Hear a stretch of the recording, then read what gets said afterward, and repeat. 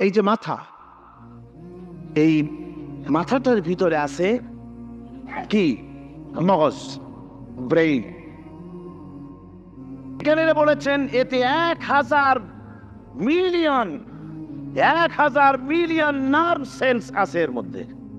1000 million nerve cell. Sell হচ্ছে CELL, sell. Sell মানে কোষ। এই 1000 অনুভূতি কোষ, 1000 মিলিয়ন অনুভূতি কোষ রয়েছে মাথার ভেতরে।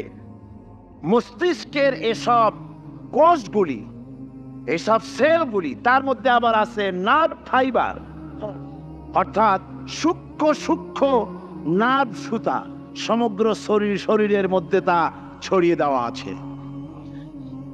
এই সূক্ষ্ম সুতার মাধ্যমে ঘন্টায় 70 মাইল বেগে শরীরের প্রত্যেকটা অঙ্গ প্রত্যঙ্গের খবর মস্তিষ্কের মধ্যে চলে যায়। সুবহানাল্লাহ।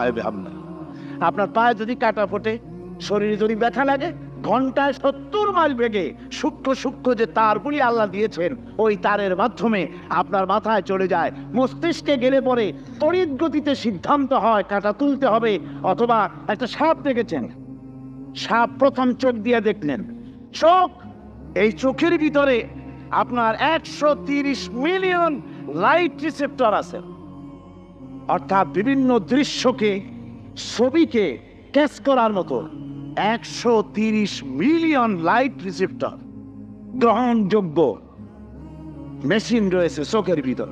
চোখ দিয়ে সাপ দেখলেন, চোখের ভিতরে রয়েছে আবার অসংখ্য তার। এই অসংখ্য তার ব্রেনের সঙ্গে জুড়ে দেওয়া আছে। চোখ সাপ দেখলো, 70 মাইল বেগে প্রতি ঘন্টায় এই খবর তড়িৎ প্রবাহের মতো মস্তিষ্কের ভেতরে চলে গিয়েছে। মস্তিষ্ক সঙ্গে সঙ্গে ডিসিশন দিচ্ছে, দৌড় মারো, অথবা লাঠি হাতে নাও, অথবা যে কোনো একটা পজিশন তাকে সাথে সাথে সিদ্ধান্ত দিয়ে দিচ্ছে। জোরে বলেন সুবহানাল্লাহ। এই অনুভূতি শক্তি যদি আল্লাহ পাক না দিতেন মানুষের শরীরে, পায়ের মধ্যে পাথর ঢুকলে, কাটা তো কাটা, পাথর ঢুকলেও টের পাইতাম না। আল্লাহ পাক এই ব্যবস্থা করে দিয়েছেন মস্তিষ্কের মধ্যে এতগুলি সেল, প্রত্যেকটা সেলের আলাদা আলাদা কাজ। সুখ, দুঃখ, ভালোবাসা, মোহাব্বত, আনন্দ, স্বাদ ইত্যাদি জিনিসের অনুভূতি মস্তিষ্কের ভেতর থেকেই হয়। এখানে সেগুলি রেখে দেওয়া হয়েছে। তারপরে রয়েছে এই মস্তিষ্কের ভেতরে মেমোরি,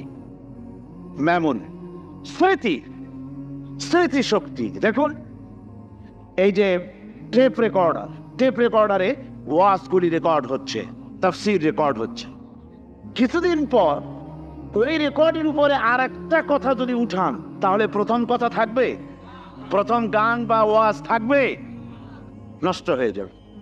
কিন্তু আল্লাহ রাব্বুল আলামিন আপনার আমার মাথার ভিতরে এমন এক ফিতা দিয়ে দিয়েছেন, এমন একটা মেমোরি ফিতা দিয়েছেন, যেই ফিতার ভিতরে হাজার হাজার, লক্ষ লক্ষ, কোটি কোটি সমস্ত কথাগুলি ধরবে, আপনি মুখস্থ করতে পারবেন। আগে যা মুখস্থ করেছেন, পরে মুখস্থ করলে পরে আগেরটা মুছে যাবে না। সুবহানাল্লাহ।